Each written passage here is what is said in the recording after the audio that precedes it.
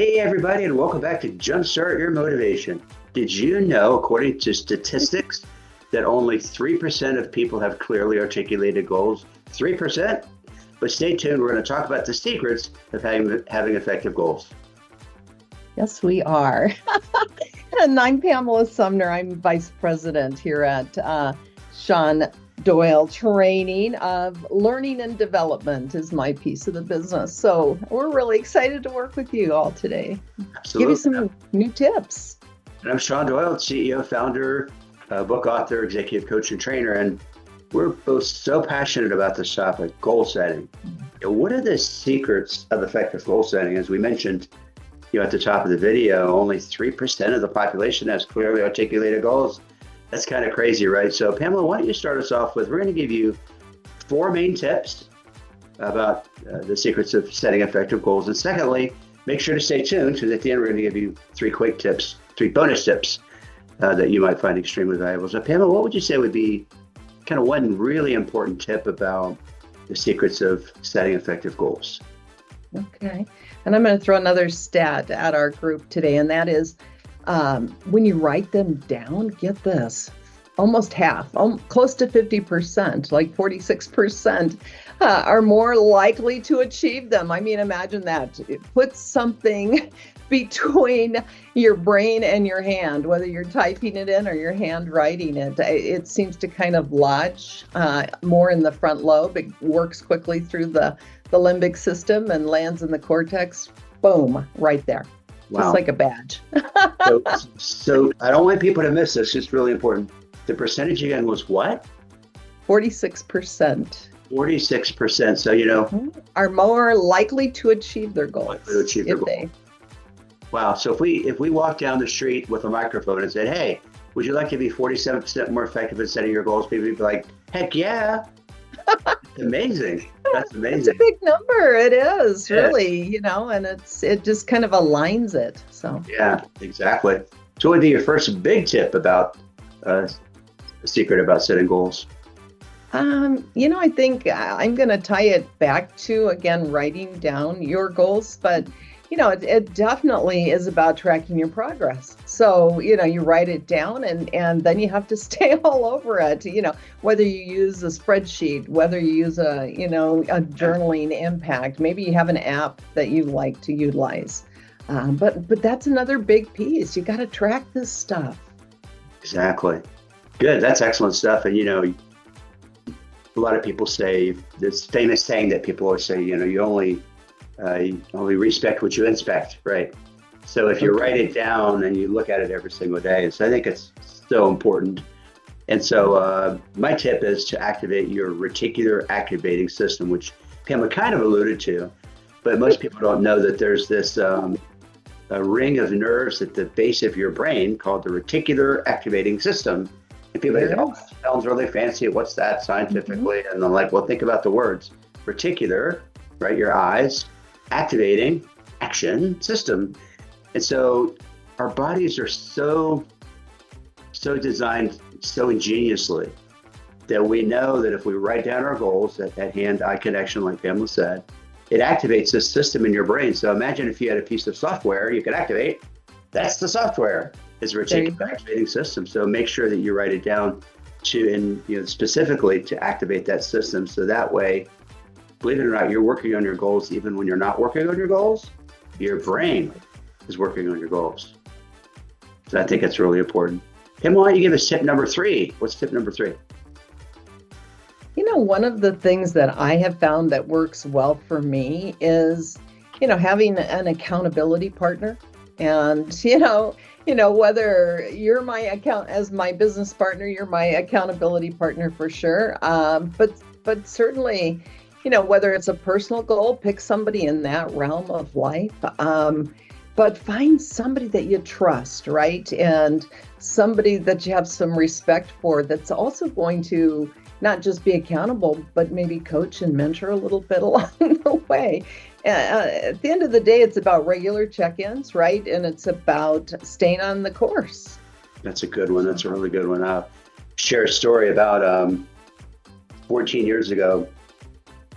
I needed to lose some weight, so I lost 54 pounds. Wow. And, I you know, I had didn't a spread understand. nutritional plan, and I was working out and all that stuff. And I'm like, you know, the one thing I'm missing, I need an accountability partner.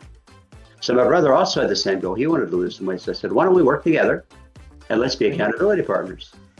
So we'd call each other once a week. Hey, bro, how's it going? Good, good. How much did you lose? I lost a pound. Yes. And I lost 2 pounds. Like, yes. Or let's take the opposite, right? There'd be a week where one of us would say we didn't lose anything. I don't know if I should keep doing this. Like, no, keep up. Don't give up. Keep going. It's going to happen. It's incremental. And so by doing that, having an accountability partner, I was able to lose 54 pounds, and he was able to lose 52 pounds or something. But it's just the idea of, you knew that at the end of the week, you're going to have to call somebody and go, here's my results. And there's Right. something about that accountability piece, Pamela, as you know, is very powerful. Knowing that you have to report in. When we do executive coaching, sometimes when I'm talking to my executive coaching clients, they'll be like, well, I did my homework because I knew we were going to be talking. I did not want to show up saying, oh, I didn't do the work. You know, so it's interesting psychology involved with that, I think. There. Well, and I think, the big part is that whatever the goal is, honestly, it's impacted by the environment in which you're participating and looking to achieve that goal.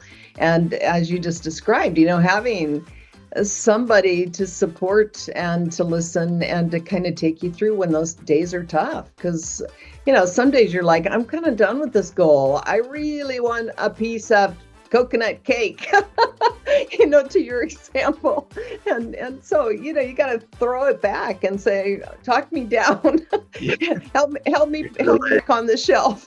Great stuff. So that's tip number 3. Tip number 4, Pamela? Oh, I get to give another one here. I think you do have to plan for obstacles, right? And, think ahead a little bit. What might be some of those potential challenges?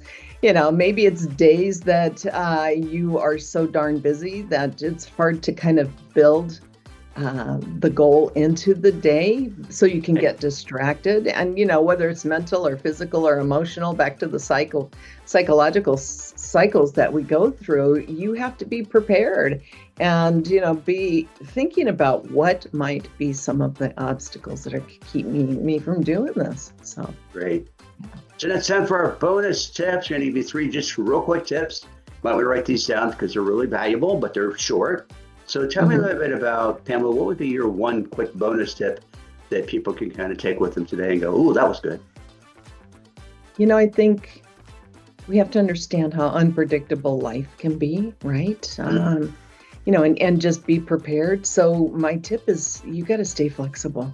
You really do. As you approach that goal, sometimes it'll shift a little bit. Maybe you'll get more accomplished. Some days you may get less, but you got to be good to yourself. Right. Yeah. I've talked to clients before and they're like, well, I didn't do as much work on my goals as I wanted to, because Truly. Mom was in the hospital. I'm like, give yourself a break. Your mom was in the hospital. Okay. Your whole week was a wreck. So just forget about it. Get up tomorrow and start over. I think that's really important. And tip number 2, quick bonus tip, is make it measurable. So in other words, they say, well, I want to lose weight. I'm like, how much? Or, what body fat percentage? By when?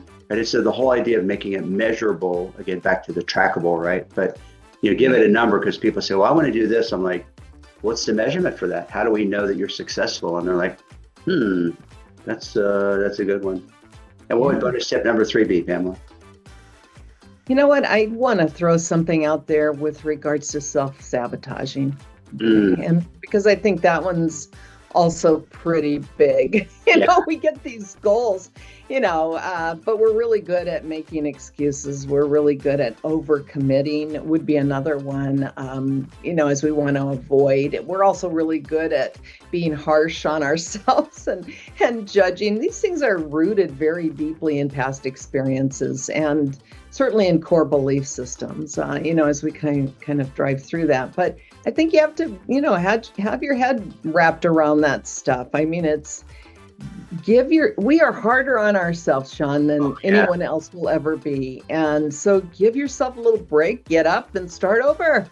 There you go. Refocus. It's that simple. It is. So that's a great tip. And then I'll just throw one other quick one in here. I guess it's bonus tip number 4. I don't know. Who knows? We'll stop Let's have counting. it. But I think you should read and study about motivation. Like if you're going to be setting goals, right? Why don't you research, on the internet and find some books about goal setting? For example, I have a book called The Goaltender. You might want to check that out on Amazon. It's available. Called The Goaltender. Great book. Oh, Do it. yeah. It is. Find articles about goal setting. Go find a TED Talk about goal setting. Find a white paper. I mean, there's so much available, but study this because there's a science to it and an art to it. So try to educate yourself so you can be a great goal setter and achieve your dreams. If you do that, we both guarantee you're going to be highly successful, because I always say that you are the architect of your own life. You are. I love it. Thank you. Thanks so much, everybody. Make sure to go below and subscribe. You don't want to miss us. That's do right. it. Your show's coming up. And also make sure to hit some of the links below for some valuable resources, including The Goaltender by Shawn Doyle. So take care, everybody. Have a good one.